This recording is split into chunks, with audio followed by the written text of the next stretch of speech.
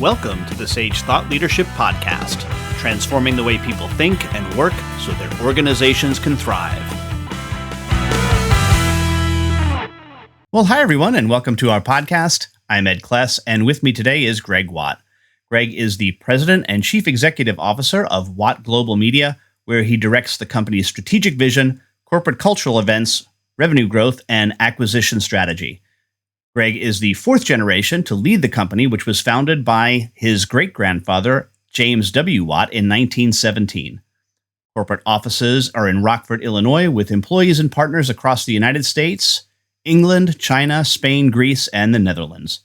The global Watt Media audience and client base for professionals in the pet food, manufacturing, animal feed, and poultry industries is located in more than 190 countries. Welcome to the Sage Thought Leadership Podcast, Greg Watt. Thank you, Ed. Really glad to be here. So first, Greg, why do you do what you do? Well, I think the obvious is that my family name's on the company sign, and but it's really evolved over the years. I mean, going back, now that I've been with the organization for 25 plus years, when I started with the company, or prior to that, working outside of the business. So when you're involved in a family business, you talk about working outside. And I wanted nothing to do with our family business. It was and to give a little history, is I'm the fourth generation to run and lead the business. We have over 100 years of history, and I am absolutely blessed, with the opportunity to lead and be the steward of the organization. But before I came in and joined the company, I worked outside. I got great experience, had a certain level of success, and I was recruited back to join by my father, and get the opportunity to lead. And that was my initial motivation to do what I do.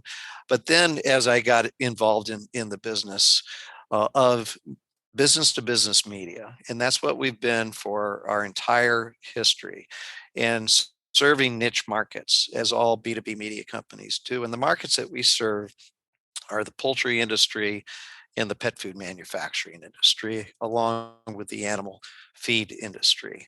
And those don't sound very sexy, but in reality, and this is, as I advance through my career, these are very important industries for all of us, whether it be the companion animal that you have at home, part of your family, or about the food we eat, whether it be chicken or eggs. And the importance, not just stateside, but around the world, for health and nutrition for everyone. And the impact overall that our information that we provide as a B2B media company in data, and research and news to help professionals in those industries advance themselves on ongoing challenges and issues, and advance their companies as well. And they're constantly evolving. The consumer is driving all these markets, and of course the regulatory side of things as well. So these businesses that we serve, these markets that we serve, are amazing markets. And then, as our business has evolved as well, technology is driving it. We've moved from analog over to digital. So it's very challenging. It's very satisfying. We absolutely make an impact on what we do. And literally, I learn something new every single day. And this is part of a special series of podcasts that we're doing in conjunction with the Culture RX folks and the results only work environment. And Greg, how did the financial crisis in 2008 lead you to ROWE? Well, right when the financial crisis hit, we were embarking on a significant change in our business. And as I mentioned, the transition from analog to digital, and that's what our focus was. So we were changing our portfolio mix. We were investing heavily in our digital infrastructure. We were required to bring in new skill sets as a result.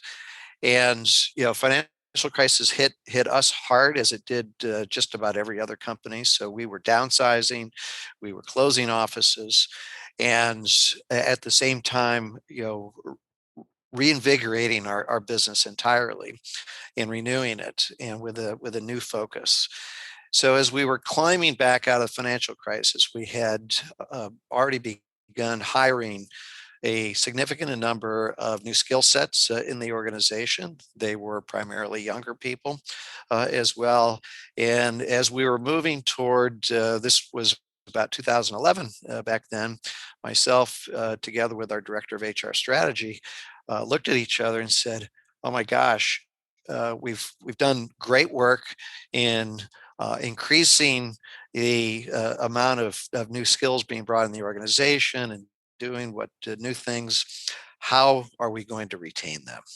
And we kind of had this mutual look of shock and horror of, do we have the right infrastructure? Do we have the right culture? And do we have the right things in place in order to have strong retention?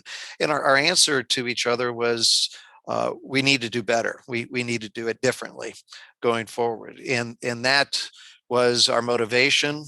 We started looking, and but we didn't know what we were looking for. And ultimately, we came across ROWE within the book Drive by Daniel Pink. And our leadership team had read through it, and as a kind of a book report, we were all doing back then, and none of us had really seen it until the second read through. And we came across ROWE and started our journey at that point with ROWE. And how does ROWE differ from what people call a flexible working environment?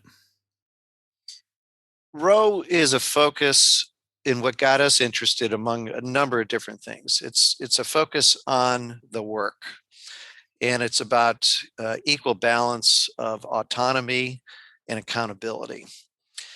And human nature pushes you differently, and to focus on managing the person and not the work. And I was guilty of it. And one of the things that uh, I used to do, as most other managers, still do, is we walk through the office, and we see what people are doing or not doing, and if they're visiting. Or in my case, one of the things that would drive me crazy was seeing people on Facebook or online shopping during the quote unquote work day. And emotionally, that just tied me in knots. Another thing that kind of surface wrote to our attention was, as we were outsourcing a number of our services and in offshoring, web development and things like that, as our team would, by their choice, was they were getting up in the middle of the night, or wee hours of the morning, sometimes 3, 4 in the morning, to have conference calls with our offshore partners, and asked, "Is it okay if I come in later?" Well, sure. You're getting up then, and we would have questions from other staff members saying, "Well, why are they able to come in early, at later, and I'm not?" And so this is, generalities, but we essentially swept the deck clean, and everybody in the organization, every position was equal and is equal today, and their focus is on the work. It's in They can work from wherever, and we eliminated all hours at that point. We eliminated all requirements for anyone to come into the quote unquote office. We still maintain an office. It's still important for us as a destination point, but any day during the week, there could be very few, if any, people that are actually physically in. So it's no longer a part of it. What we call it is, work is what we do, not where we go. And Greg, we have an exit question that we ask all of our guests, and that is, who is a hero of yours and why are they a hero? I'm going to pick my grandfather. And when I was growing up, and my grandfather, who was our second generation to lead our business. I looked at him as just incredibly conservative. He would come over, for dinner. He and my grandmother, and he always had on his slacks and his button-down shirt. He worked 6 days a week, 5 days with a tie. On the sixth day, he'd take his tie off. That'd be the only difference with it. He would. So as I would see him, this is a very conservative person. And when I joined the business and started to peel back the layers of what he did, what he accomplished. One is I learned that he went to university when he was 16 and graduated when he was 19. And this was, in the 30s. He did an acquisition in the late 50s of a Spanish language publication in one of the industries we serve, the poultry industry. I don't think there was anybody that spoke Spanish in the company, and that got us started in ultimately serving the global poultry industry. The next step was in the early 60s. He started a international publication to serve the industry that literally went around the world. And then he traveled the world back in the 60s and the 70s. And he combined a passion of the business, adventure, and travel. And in the final piece, which may have been the biggest, is he started a Chinese language publication in the early 80s. This is not long after China was opened up, and began traveling extensively in China. We were one of the first, if not the first, business publication in China, and we're not a big company either. So I just, now we talk about it as, looking where others don't or aren't. He was doing that back in the late 50s and the 60s and the 70s and throughout. And the final piece is he was an incredible contributor in the community that had our business and that he lived in and that he was raised in. And he contributed both physically, emotionally, and with resources. So a lot to draw from, and very appreciative of what he's done, and certainly my father as well, which has given me the opportunities that I have. Lastly, Greg, how can somebody contact you? Easiest is through email, gwatt@wattglobal.com, and certainly reach out via LinkedIn as well. Greg Watt, thanks so much for being a guest on the Sage Thought Leadership Podcast. Thank you, Ed. I really enjoyed it.